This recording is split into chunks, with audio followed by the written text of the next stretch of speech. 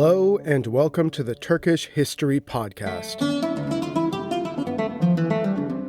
Episode 62. The Lion of the Mountain.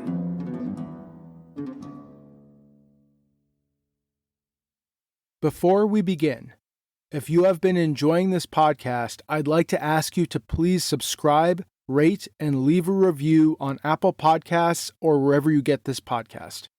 It would mean a lot to me and would help more people find the podcast. Thank you for listening.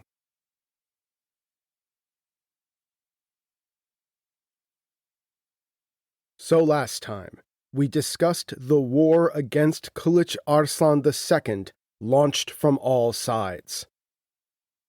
Emperor Manuel Komnenos in the west, Yağıbasan in the east, and Nureddin Zengi in the south. We ended with the limping lion capitulating and making peace with his enemies on their terms, before traveling to Constantinople to secure an alliance with the emperor. This alliance now in hand, Kılıç Arslan now returns to the east to resume the war with the most hated of all of his many enemies, Yağıbasan, the Danishmand Bey. But before we dive in today, I'd like to just set the stage a bit. See, my initial plan was to cover all of the material that's in this episode and the next episode in a single episode.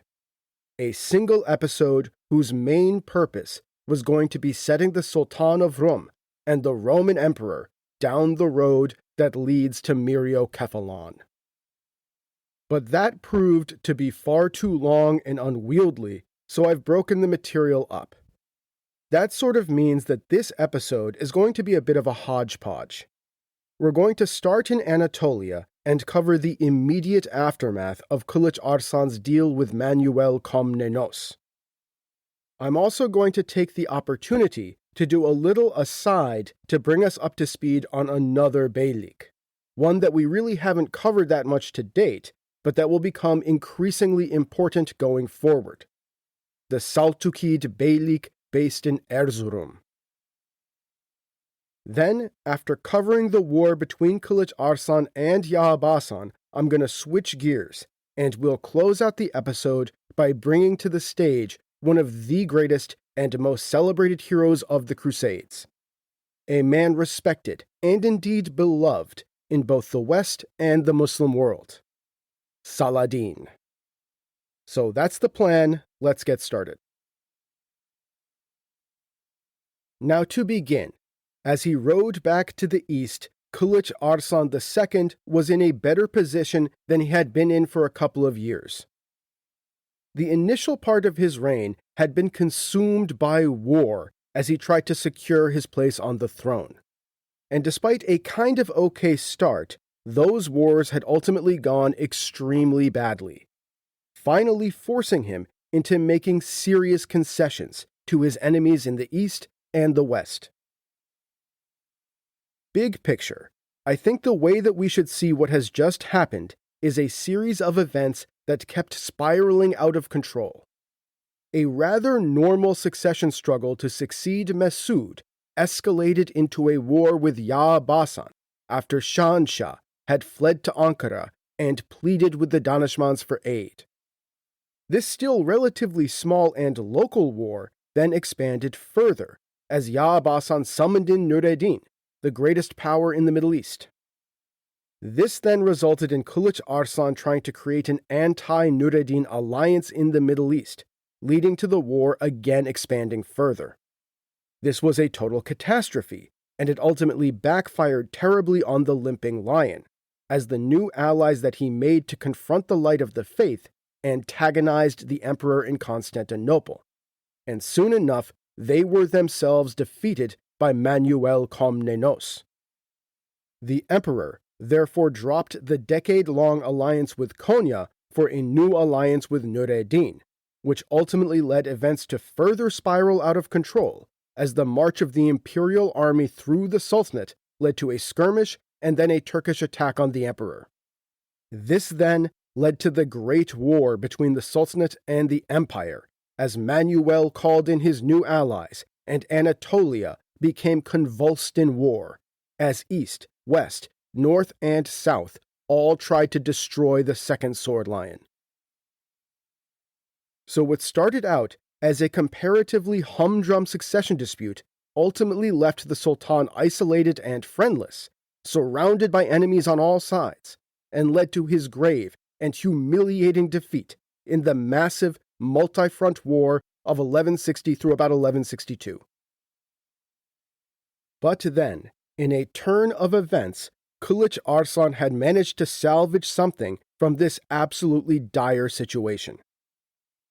By making a humiliating deal with Manuel Komnenos, he had not only stabilized his western frontier and co-opted one of the most powerful members of the alliance that had arisen against him, but he had secured extremely valuable subsidies. Now this had come at a great cost, namely his humiliating ritual submission to the emperor. But Kılıç Arslan was now totally free to focus on Yağıbasan, his great and implacable enemy in Sivas. Basically, Kılıç Arslan rode back home from Constantinople in 1162, and he stopped in Konya just long enough to gather up his army. No doubt, returning from the Queen of Cities, he looked around at his humble palace and the quaint mosque that his father had started to build on the hill, and he sighed. Nothing at all to compare to the grandeur of the new Rome, as he must now have known. Then, without skipping a beat, he was back in the saddle and riding east to bring the fight to the Danishmends. In 1162, that is the very same year as his visit to the imperial city, Kılıç Arslan put Sivas itself to siege. This city, along with Amasya, had long served as the capital of the Danishmend beylik. However, it does not seem that Yağıbasan was actually in town at this point. Instead, the Danishmend Bey seems to have been off in southeast Anatolia, campaigning around Malatya. According to Niketas Koniatis, Kılıç Arslan was able to take Sivas, but this doesn't seem quite correct based on later events. Or rather, if he did take the city itself now, he soon lost it again. Hearing reports of the Sultan's campaign to Sivas and his seeming success, the emperor dispatched Constantine Gavras to the east.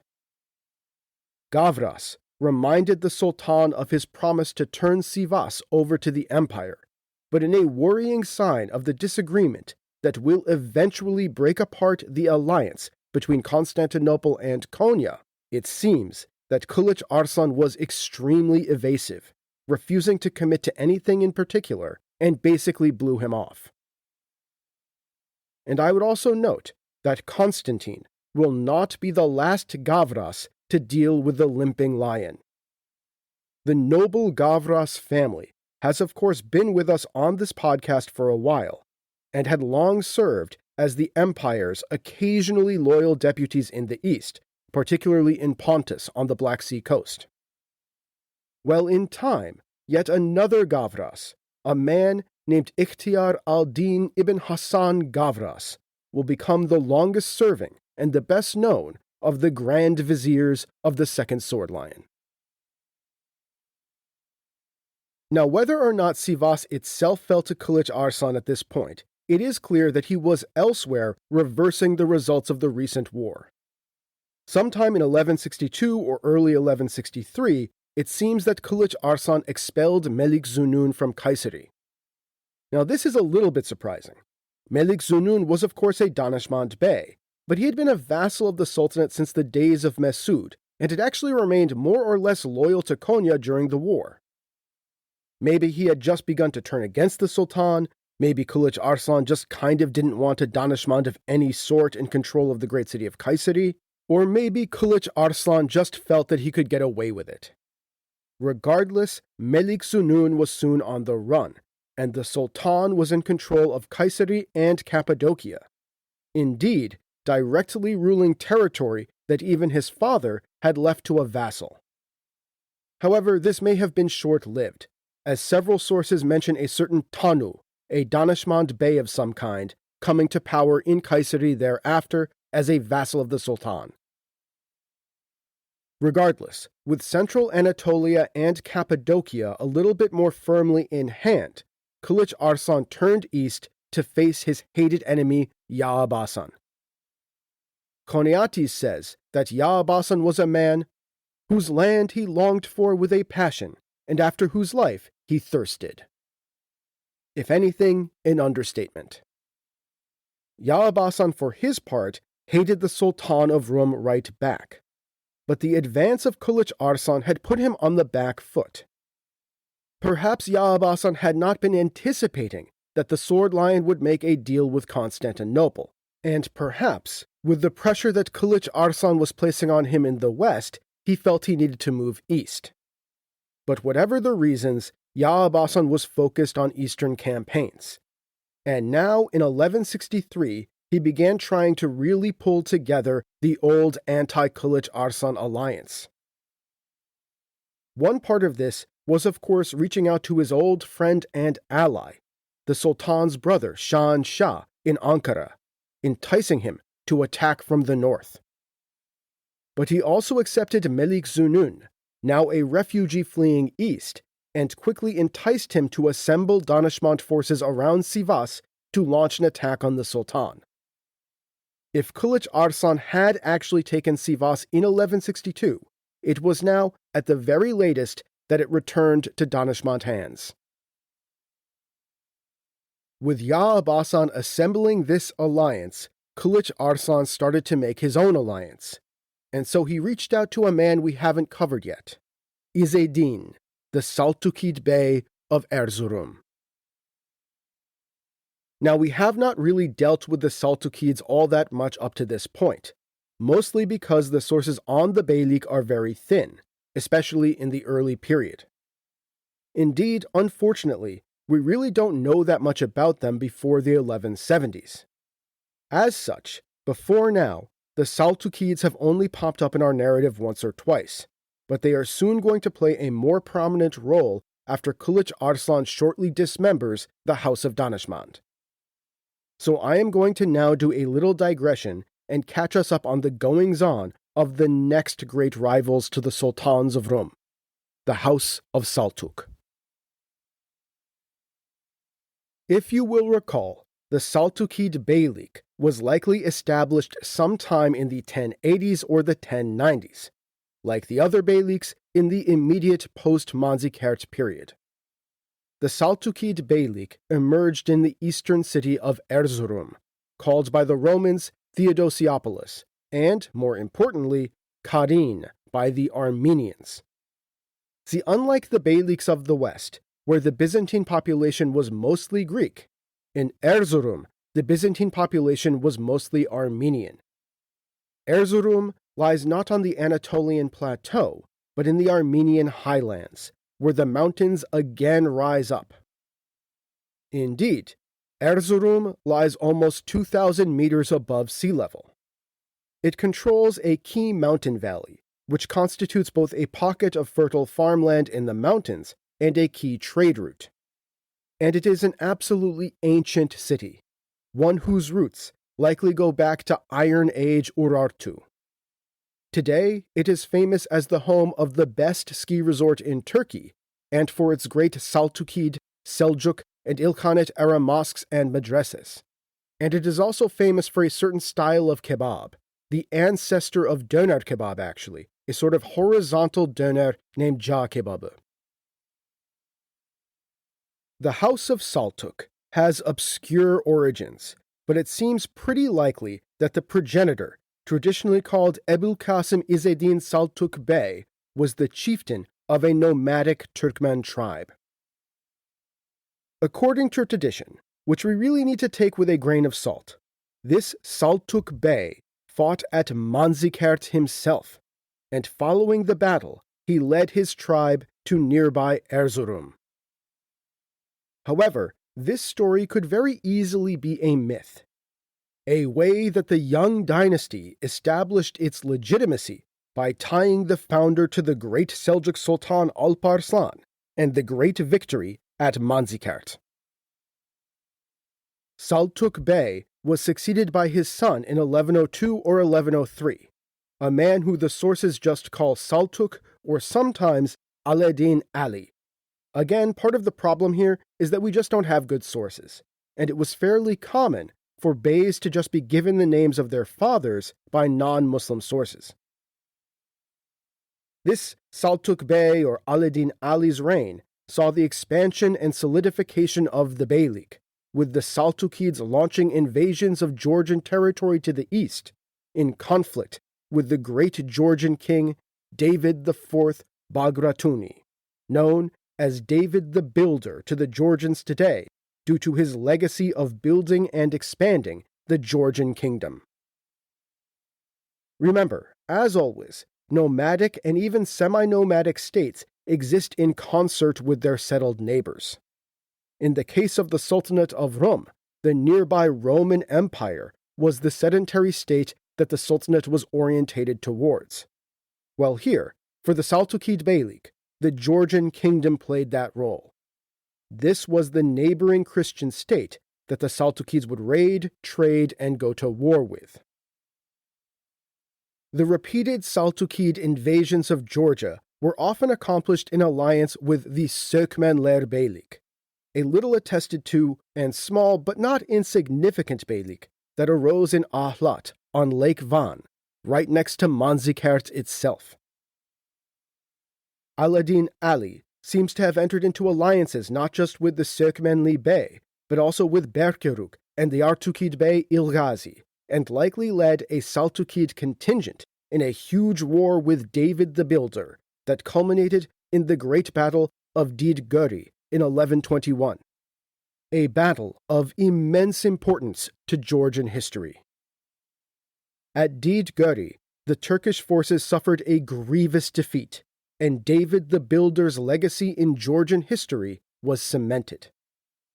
Alaeddin Ali died just a couple years after the defeat at Didgöri and was succeeded by his brother, the little attested to Ziyaddin Ghazi.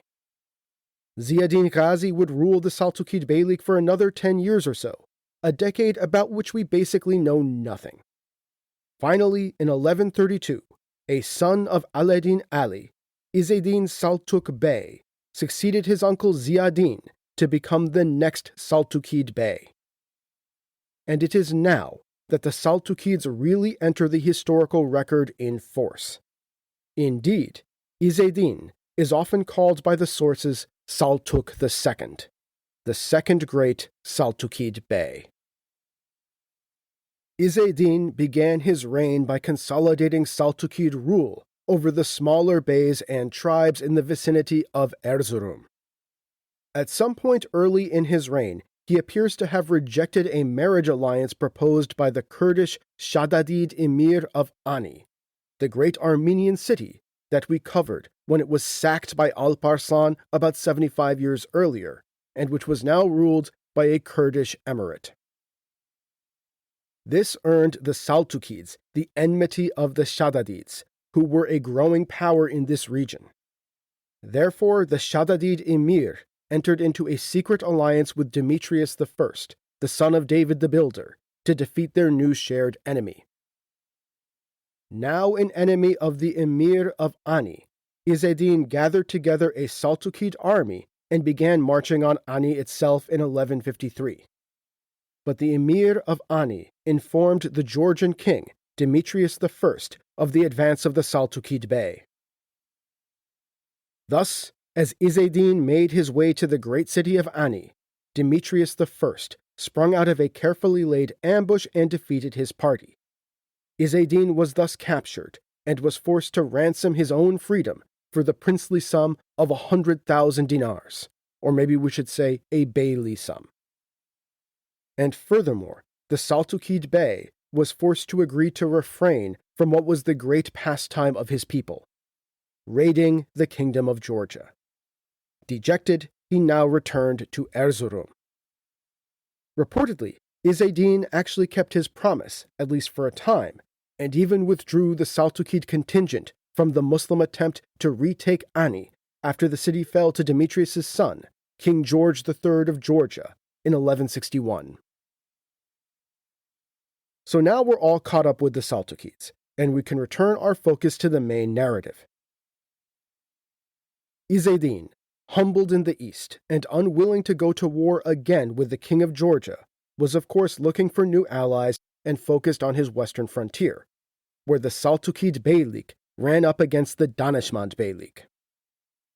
Naturally, Izzeddin was therefore interested in the alliance proposed by Kılıç Arslan II, and quickly the two agreed to a marriage alliance. Izzeddin sent off his daughter to be married to the Sultan of Rum, but somehow Yağıbasan heard of the journey of the Saltukid princess. He therefore waylaid her on the journey and quickly married her off to his relative Melik Zunun. And just imagine Kılıç Arslan's rage when he heard about that. Honestly, the depths of his hatred for Yağıbasan are probably unknowable. And for his part, naturally, having his daughter kidnapped cemented Izzeddin's new alliance with Kılıç Arslan. And this was not the only alliance that the limping lion was making in the east as he worked to strangle his hated enemy in Sivas. Sometime in 1163, it seems that an internal spat broke out in the Saltukid Beylik, pitting the Bey of Diyarbakır against the leading Saltukid Bey Alp Kara in Harput. Despite being Alp Kara's father-in-law, having married a daughter to the great Saltukid Bey, Kılıç Arslan saw an opportunity in backing Diyarbakır, and he thus laid waste to the area around Harput, near modern-day Elazığ. Reportedly, Alp Kara was joined in this war by the Manzikert Bey of Erzincan, who reportedly died in battle in Kema. This seems to be the first conflict to occur between the Sultanate and the Manzikerts, a conflict that will eventually grow with time. Now, just like we haven't covered the Saltukids really, we haven't really covered the Manzikerts, the great eastern beylik based in Erzincan, and likely the oldest of all the beyliks. However, I've decided to save a larger introduction for a couple of episodes, when they will really begin interacting with the Sultanate in a deeper way. Meanwhile, Yağıbasan was also busy consolidating his alliance system to oppose the Sultan in Konya. Michael the Syrian tells us that in 1163, as Kılıç Arslan and Alp Kara were going to war, Yağıbasan subdued Tanu in Kayseri.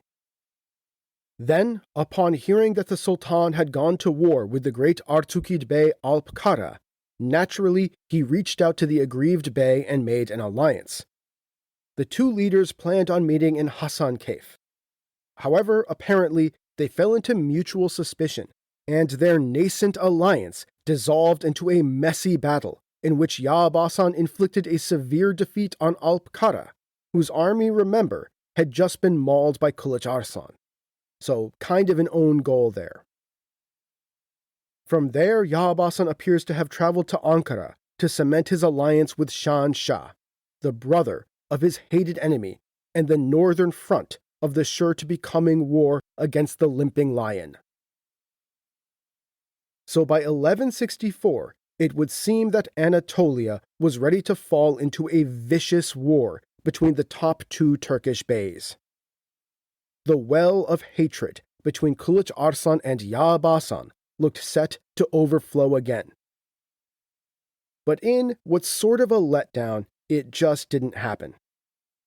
Indeed, the whole thing resolved itself rather anticlimactically, with Yağıbasan dying of unknown causes sometime in 1164 in Çankırı, on his way back to Sivas from visiting his friend and ally Şahan Shah.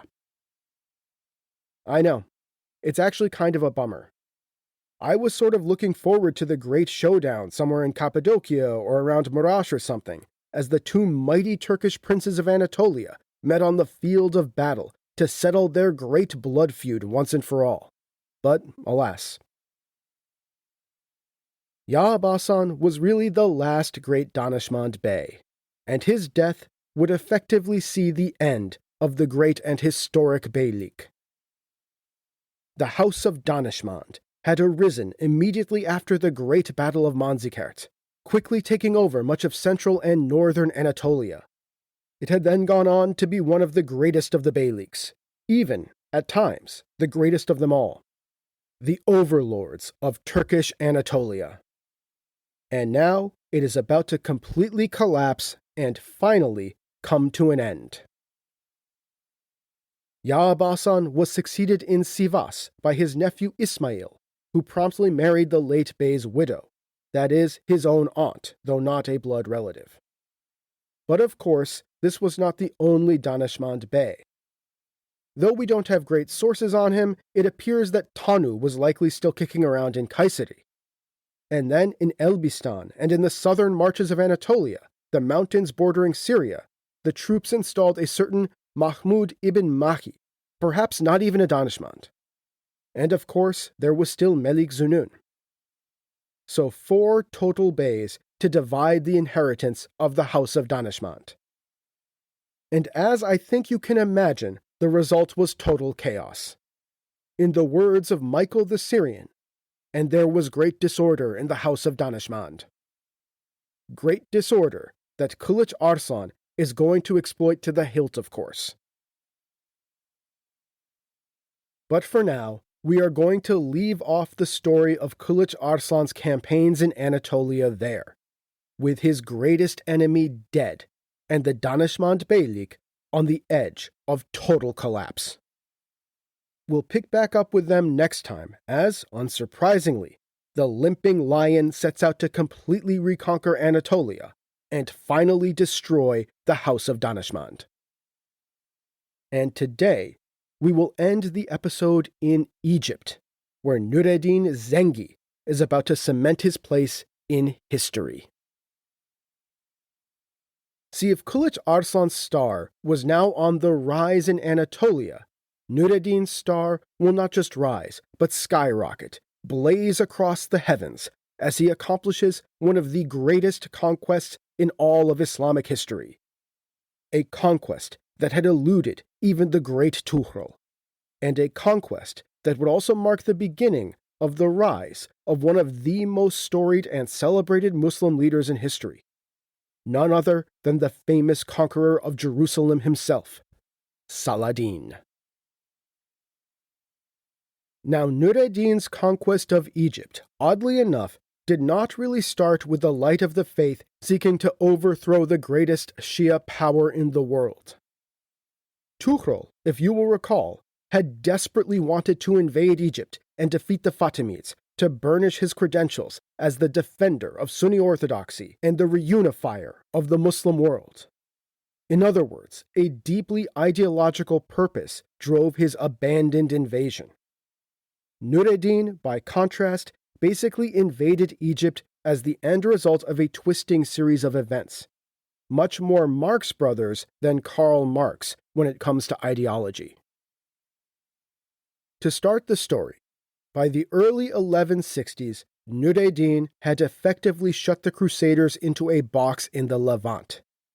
The county of Edessa had of course been finished off by Masud and Nureddin, and then the Principality of Antioch had become a Byzantine vassal.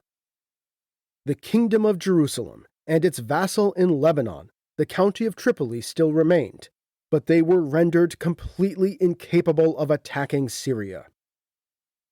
Nureddin, through a series of brilliant military campaigns, had captured the fortresses in the interior and had basically broken the ability of the Crusaders to operate outside of their territories bordering the Mediterranean. This left the Kingdom of Jerusalem and its vassal, the County of Tripoli, in a fix. Not only could they not attack the infidel, but as the numbers of European knights dwindled, lost in battle, to sickness, old age, or even just the charms of the East, Outremer itself would be put at risk. In short, the light of the faith was basically strangling them to death. This prompted the Crusaders, in particular the King of Jerusalem, Amalric I, to look for alternatives and opportunities. Now, Amalric is often overshadowed in Western histories but he is widely respected by Muslim historians as the most capable and cunning of the Crusader lords, and a man of great personal honor. Sort of a mirror image of how Western Crusaders and their historians will come to see Saladin. Amalric, determined to save Outremer, became convinced that Egypt was the key to its salvation. Now, this was basically because Egypt was currently in chaos. In a story we've seen before, the Fatimid Imam Caliph had been basically sidelined, and the state was now contested by various emirs, bureaucrats, slave army officials, and religious officials. In particular, two rival viziers, named Dargham and Shawar, were currently engaged in what amounted to a cold civil war. Fatimid Egypt, once the richest and mightiest Muslim state in the world, was now so weak that it was paying tribute to the Crusader king of Jerusalem. This chaos and weakness in Egypt created an interesting dynamic between Amalric and Nureddin. As it became clear that Egypt could be taken by either side, both sides became drawn in. Both sides saw the benefits in taking Egypt, but above all, they knew they could not allow Egypt to fall to the other. If Nureddin captured Egypt, Amalric knew that Outremer would be encircled. If Amalric conquered Egypt, Nureddin knew that it would end his chances of driving the Crusaders out of the Levant, and maybe even give them the resources to reconquer. And thus, both Amalric and Nureddin basically started playing a game of trying to capture Egypt, but more importantly, to keep it from being captured by the other side. But Egypt soon came to be of particular importance to Amalric, a prize that he came to see as offering the salvation of Outremer.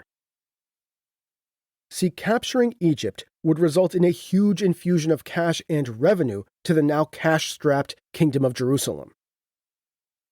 Boxed into the Mediterranean coast of the Levant, the Crusaders were now running low not just on men, but on money.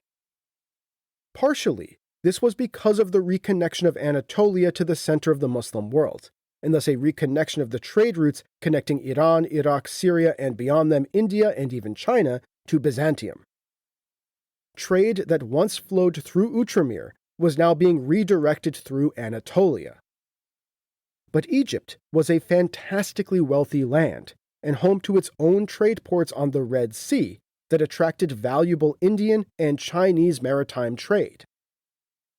Conquering Egypt would easily refill the coffers of the Kingdom of Jerusalem and provide a strong base of future revenue. But more importantly, Amalric calculated that a victory in Egypt would reinvigorate the flagging crusading zeal in Western Europe.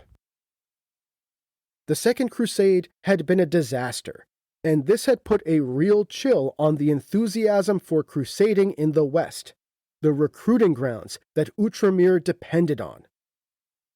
Think about it. If you're a young knight in France or England or Italy or something, why would you want to go off to die in the deserts of Syria or the hills of Anatolia? Especially with the prospects of victory and fame and riches seeming so remote now. But Amalric reasoned that if the news and stories began to circulate throughout the recruiting grounds of the fall of Egypt, and perhaps more importantly, stories of its fantastic wealth falling into Crusader hands, well then, no doubt, the old crusading zeal would come back. His dwindling supply of knights could be replenished. And so Amalric set out to conquer Egypt. Now the details of this war for Egypt between Amalric and Nureddin and eventually Manuel Komnenos are both quite fascinating and also not really the subject of this podcast. So I've decided I'm only going to do sort of an overview of what happened, kind of broad strokes. In 1163, Dargham overthrew his rival Shawar, and the tottering Fatimid regime in Egypt failed to send tribute to Jerusalem. Seizing on this as a pretext, Amalric assembled a massive Crusader army and sailed and marched it off to Egypt. He felt confident in doing so because he had recently inflicted a rare defeat on Nureddin at the Battle of Al-Bukaya in what is now western Syria. Hoping that Nureddin was thus chastened, Amalric rushed off to Egypt. There he defeated the forces led by Dargham, but was stopped from advancing further by the Nile flooding. Amalric naturally wrote breathless messages off to Western Europe, extolling his great victory, hoping that this would entice more knights to come east. But at the same time that Amalric was riding back to Europe, the other rival Fatimid vizier, Shawar, was riding off to Syria to seek the aid of the light of the faith. Now, like I said, Nureddin knew that he could not allow Amalric to take Egypt. But given his recent defeat and near capture, Nureddin felt that he could not leave Syria to travel to the land of the Nile personally. And so, fatefully, instead of heading off to Egypt himself, Nureddin dispatched an expeditionary force. An expeditionary force placed under the command of a man who we last saw beheading Raymond of Poitiers, the late Prince of Antioch. Nureddin's loyal lieutenant, an obscure Kurdish commander named Sher Ko, the Lion of the Mountain in Kurdish. And Sher Ko brought with him to Egypt his nephew, now not a boy, but a skilled young military commander aged about 26. A young man named Saladin. Sher Ko, the Lion of the Mountain, accompanied by the young Saladin, thus departed for Egypt with a Zengid army and Shawar in tow. There, the Zengid army began inflicting some pretty serious defeats on Dargham and the forces of Amalric. Soon enough, Dargham was killed, and Shawar was given back his vizierate, the thoughts of the Imam Caliph in Cairo, of course, being of little value at this point. But Sher Ko, and indeed Saladin, began entertaining certain thoughts that maybe the rich land of the Nile might have better masters than faraway Nureddin Zengi. Soon enough, Shawar realized that Sher Ko was as much of a threat as Dargham had been, and thus he switched sides, and in 1164 wrote to Amalric, the king of Jerusalem, pleading for aid. Soon enough, the armies of the Crusader king of Jerusalem were fighting for Shawar against the new Kurdish emir of Egypt, and Sher Ko was besieged in the town of Bilbais in the Nile Delta.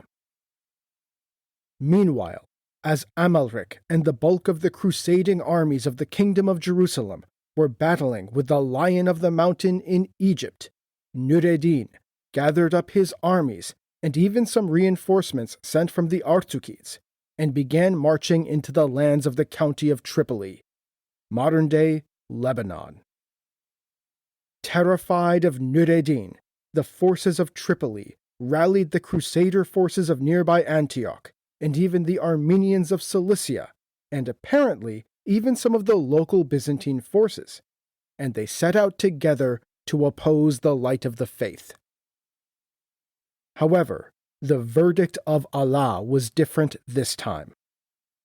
On August 12th, 1164, the great Christian army got the drop on Nureddin as he was besieging Harim, a small fortress near Idlib. Nureddin only had with him about 10,000 men, and was outnumbered 3-1. He therefore pulled away from the fortress walls, abandoning his siege engines. Naturally, the Crusaders, the Byzantines, and the Armenians began rushing after him and, you guessed it, ran right into the jaws of the feigned retreat.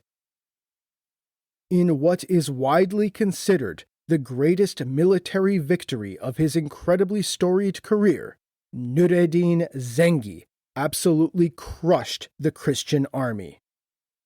So total was his victory that all of the crusading leaders, the Count of Tripoli, the Prince of Antioch, the Byzantine Strategos of Cilicia, the nominal Count of Edessa, and the leader of the forces of the Kingdom of Jerusalem, literally all of them, were captured. Fittingly enough, the only leaders of the great Christian alliance who escaped were Toros the Great and his brother Mleh of Armenian Cilicia. The Battle of Harim was one of the greatest Muslim victories in the Crusades.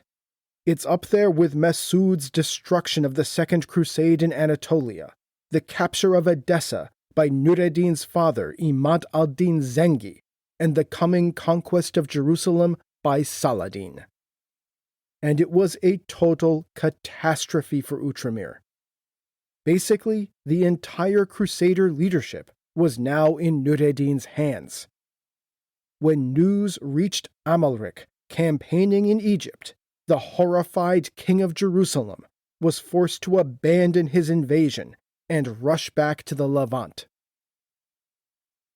This left Egypt yet again vulnerable. Now Sherko and Saladin had ultimately been forced to come to a deal with Amalric as they were besieged in Bilbais, and both sides basically agreed to leave Egypt at the same time. So by 1165 they were both back in Syria with an increasingly suspicious Nureddin, now wondering just what the Lion of the Mountain had been getting up to in Egypt. And on the other side, Amalric had been forced by the Battle of Harim to give up his plans for at least a time. So with both the Zengid and the Crusader forces out of the country, the Fatimid Caliphate was allowed to limp along for a little bit longer. But the tottering regime in Egypt was just too great of a prize for the wolves circling it. Amalric in Jerusalem, Nureddin in Syria, and now Sherko. And soon enough another wolf would join the pack, because in 1165, Amalric dispatched a letter to Constantinople, pleading with Emperor Manuel Komnenos for aid in taking Egypt. Now, the idea of Byzantium trying to conquer Egypt sounds totally insane, because it was. The last time Constantinople ruled Egypt was 500 years earlier, before the rise of Islam. But Emperor Manuel Komnenos was a geopolitical gambler, and a truly hyperactive, audacious, and I would say occasionally delusional emperor. A man, I think, trying to live up to, and even surpass, the feats of his grandfather, the great Alexios. And as we will see, this sort of hyperactive, delusional audacity, this gambler streak, will eventually lead him to a great defeat in Anatolia at the hands of the limping lion at a place called Myriokephalon. But now, in the late 1160s, it was leading him to another sort of disaster. Because the coming joint Crusader Byzantine invasion of Egypt would turn out to be a total failure. So as the Byzantines and the Crusaders started getting their armies together to invade Egypt in 1165, word soon reached Nureddin of the planned invasion. Again, he knew that he just could not let Egypt fall. But of course, he also could not leave Syria himself. As before, that was a risk he simply could not take, especially because to his north, Kılıç Arslan was currently beginning to dismember the Danishmend beylik in Anatolia. And so, likely with a bit of reluctance, he turned to Sherko, and again put the Lion of the Mountain at the head of a Zengid army marching off to Egypt. And spoiler alert, this whole thing is of course going to ultimately end with Sherko and his nephew and heir, Saladin, becoming the basically independent masters of Egypt. Sherko's army thus invaded Egypt in 1166, ahead of the Crusaders. This forced Shawar to again reach out for aid to Amalric. Deciding that he could not wait for the emperor, as that whole situation was still under negotiation, Amalric was soon landing troops on the Mediterranean coast to aid Shawar. Fairly quickly, both Alexandria and Cairo were in his hands. Shawar thus induced the Fatimid Imam Caliph to enter into an alliance with the Crusader king of Jerusalem. But naturally, this alliance with the infidel invader proved to be extremely unpopular with the Muslim population of Egypt. As a side note, Egypt was at this point not yet majority Muslim, but the Muslim population was still very large and, crucially, politically powerful. The struggle between Sherko and the Fatimid Crusader alliance culminated in the Battle of Al-Babiyin, which in some ways amounted to a tactical draw but a strategic loss for the Crusaders. Though neither side was destroyed or routed, Sherko had the better day, and the result was that Amalric was forced to retreat from much of Egypt. A small Crusader garrison was left in Cairo, and there were Crusader toeholds on the coast, but outside of that, Sherko began taking over Egypt. Soon, popular discontent with the Crusaders and the news of Sherko's victory led Alexandria and other cities to rise up and turn to Sherko. Eventually, Shawar, Amalric, and Sherko negotiated a deal pursuant to which Amalric, Sherko, and Saladin would all withdraw from Egypt, but I think everyone knew that this was merely temporary. As Shawar's alliance with Amalric continued to cause his already low popularity to further decline, and as it became clear that Egypt was just not going to remain independent, another intervention by Sherko and Amalric was basically inevitable. Neither side could allow the other to beat it to victory, and thus, in 1168, with the imperial troops and the fleet finally ready, and with his alliance with the emperor in Constantinople now sealed by marriage, Amalric again attempted to conquer Egypt. As a great Byzantine fleet prepared to sail for the land of the Nile, Amalric invaded and promptly betrayed the king of Jerusalem's erstwhile ally, Shawar. Thus, just about a year after the last Crusader invasion, word came to Nureddin Zengi that yet again the Crusaders were invading Egypt, this time with the aid of the emperor, whose troops would shortly be arriving. Nureddin knew that he had no choice but to invade Egypt again, but as before, he just could not afford to go himself. And so, yet again, I am sure with great reluctance and dread, Nureddin summoned Sherko and Saladin and sent them off to Egypt. At first, the Crusader force was wildly successful. As the Byzantine army and fleet got ready to embark, Amalric launched his invasion of Egypt to prepare the ground. The port cities along the Mediterranean and the Nile Delta all fell to the Christian invaders. With the coast in hand, Amalric and his Crusader force marched on Cairo itself. Shawar panicked and was forced to even burn Fustat to the ground as the Christians advanced.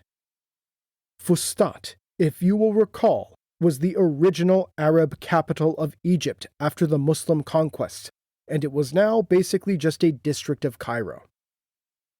Amalric was soon at the gates of Cairo itself, demanding the submission of Shawar and a massive tribute payment. Egypt looked set to fall to Christian rule again for the first time since the Muslim conquests. But this would turn out to be the high point for the Crusaders, because it was now that Sher Kho and Saladin returned to Egypt, this time permanently. Amalric, outside the walls of Cairo, realized that he simply did not have the forces to oppose the massive Zengid army. And thus, upon hearing of the news of their advance and of the size of the army opposing him, Amalric was forced to withdraw his Crusader army on January 2nd, 1169.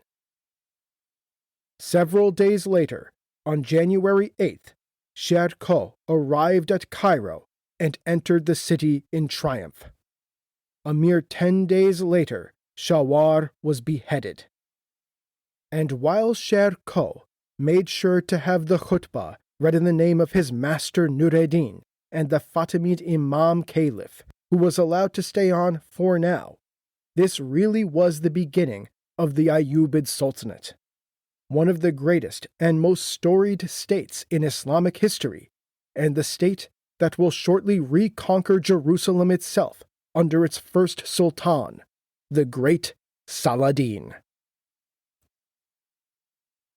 But Sher Kho, the Lion of the Mountain, would not have long to savor his great triumph. A triumph that had eluded even the great Tukhrul almost a century earlier. Because just a couple months later, in March 1169, the Lion of the Mountain died in his newly conquered capital of Cairo. And it will surprise exactly no one that he was succeeded by his nephew, Saladin. And while Saladin would, for now, allow the Fatimid Imam Caliph to hang around, and would, for now, continue to nominally profess loyalty to the light of the faith back in Syria, he was, of course, consolidating his power in Egypt and charting his own path. And there was no way that in the long term the names of the Fatimid Imam Caliphs or the light of the faith would be read in the mosques in Cairo. The Ayyubid Sultanate had, for all practical purposes, been born. Meanwhile, the Crusader Byzantine invasion of Egypt was falling apart. Saladin's armies advanced everywhere, driving the Christian invaders out of the Nile Delta. But Amalric was still hopeful. The army and the fleet of the Emperor of the Romans would be arriving any day now, and with the Byzantine forces at his side, he could then march out and defeat the Zengids under their new commander in Egypt, this young Saladin. Finally, in October 1169, the Byzantine fleet under the command of Andronikos Kontostephanos appeared. Amalric gathered up all of his forces to aid them in securing what would be the Byzantine beachhead in Egypt, the port city of Damietta. This port city, which lies on the eastern side of the delta and where one of the great distributaries of the Nile flows into the sea, was critical for any further advance into Egypt, as it would serve as the landing and supply port for the imperial armies. If the Byzantines and the Crusaders hoped to take Egypt, they would need to take and hold this city. But the local garrison in Damietta was not going to give the city up easily. A chain was dragged across the mouth of the river, stopping the Byzantine fleet from moving up the Nile. The Christian armies hunkered down outside the walls of Damietta as the siege became increasingly brutal. Soon enough, the Byzantine supplies began running low, and Amalric, also low on supplies, refused to share his army's provisions. Meanwhile, as recriminations began flying back and forth between the Romans and the Crusaders, Saladin sent a force racing down the Nile to attack the besieging armies. Amalric was forced to break off forces to oppose them, and then news soon came to him that just as Saladin and the Zengid forces were advancing across Egypt, back home in Palestine, Nureddin himself was leading a great invasion of Outremer. With a heavy heart, Amalric decided that it was over. There was no way for Damietta to fall. There was no way for the Christians to conquer Egypt. Shawar was dead. This young Saladin was in power in Cairo, and Nureddin himself was on the march in the Levant. The dreams of conquering Egypt were finished.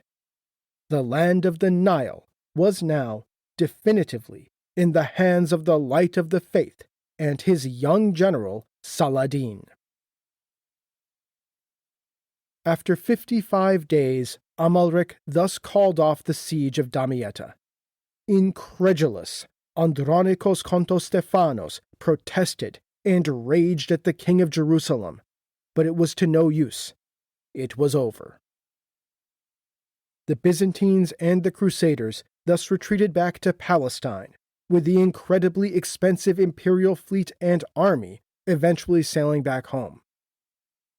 Like so many of his adventures, the Byzantine invasion of Egypt had turned into yet another expensive boondoggle of the hyperactive Emperor Manuel Komnenos, a great and expensive gamble that just didn't pay off.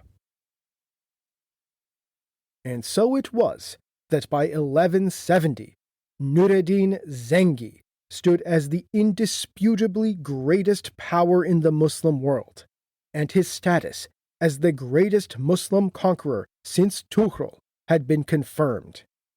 His Zengid Emirate now ruled from the Nile to the Tigris. The Light of the Faith had earned the title of the greatest Muslim ruler in the Middle East, a title that will, of course, shortly go to his general in Cairo. But next time, we will pick back up with the story in Anatolia, where the limping lion will go toe-to-toe with the leader who was the most powerful man in the Muslim world, Nureddin Zengi. And as we will see, the results of that struggle will make a certain emperor in Constantinople increasingly nervous. And thus, the emperor of the Romans will prepare to make another great and costly gamble. And Manuel Komnenos and Kılıç Arslan II will set out down the road that will end at Myriokephalon.